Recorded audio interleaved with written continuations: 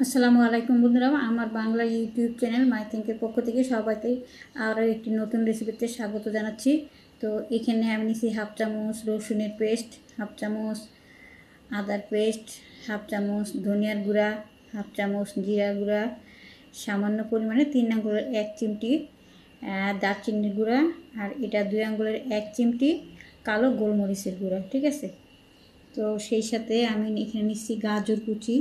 এখানে বড় সাইজের একটা গাজর কুচি নিচ্ছি, এখানে বড় সাইজের একটা আলু কুচি নিচ্ছি, আর এখানে একটা ছোট চিকেনের পেস্ট নিচ্ছি, অর্থাৎ কিমা করে নিচ্ছি এটার আমি।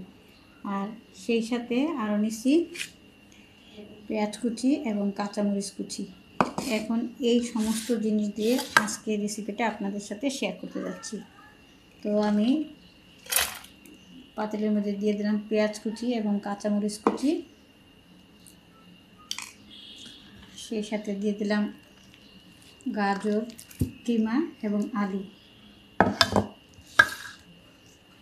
এবার দিয়ে দিব সমস্ত মশলা লবণ সহকারে দিয়ে দিব।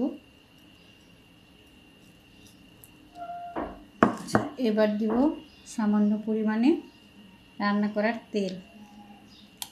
এখন এই সবগুলো জিনিস আমি একবারে রান্না করে আপনাদেরকে দেখাচ্ছি। এটা এমনিতে হাতে মেখে নিব, মেখে নেওয়ার পরে এটার মধ্যে আর কোনো পানি টানি আর কিচ্ছু দিব না। এইটার মধ্যে যেই পানি লবণ দেওয়াতে যেই পানি উঠবে সেই পানি দিয়ে এটা রান্না করবো নিব, এবং চুলার আঁচটা মিডিয়ামের চেয়ে কম থাকবে। তো আমি রান্না করে পরে দেখাচ্ছি। আমার রান্না করা হয়ে গেছে, চুলা তখন অফ করে দিব। এত সুন্দর গ্রান বের হচ্ছে, চুলাটা অফ করে দিচ্ছি।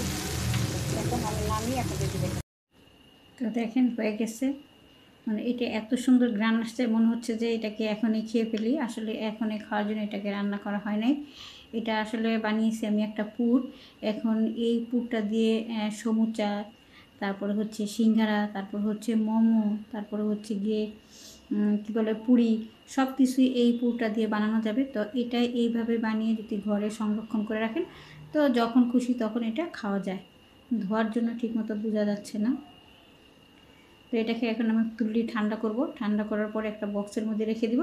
তারপরে যখন খুশি আমি যে সিঙ্গারা বানাই বা সমুচা বানাই বা পুরি বানাই, যেইটাই বানাই না কেন সেটার ভিতরে পুর হিসাবে এটা ব্যবহার করব। তো যদি রেসিপিটি ভালো লাগে অবশ্যই একটা লাইক কমেন্ট শেয়ার করবেন। আর ইতিমধ্যে যারা সাবস্ক্রাইব করছেন তাদেরকে অনেক অনেক ধন্যবাদ। আর যারা এখনও সাবস্ক্রাইব করেন প্লিজ আমার চ্যানেলটা সাবস্ক্রাইব করে নেবেন। তো এটাকে আমি ঠান্ডা করে তারপরে বক্সে করে রেখে দেবো। তো এতক্ষণ সময় দেওয়ার জন্য সবাইকে ধন্যবাদ। আল্লাহ হাফেজ।